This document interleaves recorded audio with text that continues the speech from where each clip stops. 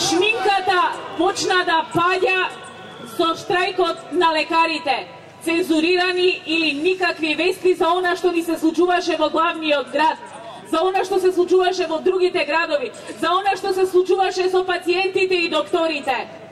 Ако тогаш почна да паѓа шминката, тогаш маската падна на 24 декември. Колегите од јавниот сервис, не говорам за приватните, таму е друга уредувачка политика. Колегите од јавниот сервис не видоа дека нивните колеги се влечени, тегнени и брутално исфрлени од Собраниската галерија.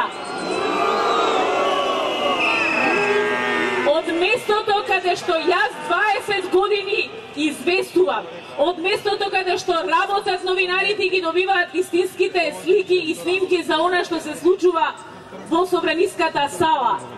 И ако тента не видоа што се случува, утредента го пренесоа, замислете, извинувањето и жалењето на државниот врв за она што се случило во собранието.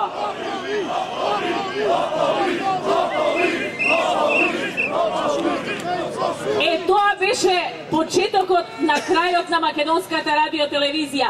И тука видов еден транспарент: МРТ мртва. Непочитувани граѓани, нема да дозволиме македонската радиотелевизија да биде мртва. Македонската радиотелевизија е јавен сервис. Македонската радиотелевизија им припаѓа на граѓаните. И ако сите премолчевме кога ја затворија А1 телевизија, ако сите се криевме и молчевме кога го убија Мартин Нешковски, се правдавме, имаме поважна работа, гледаме кога лисијата паѓаат.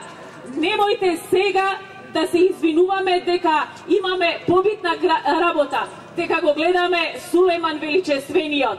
Тоа ќе ни се врати како бумеранг на сите. Ви благодарам.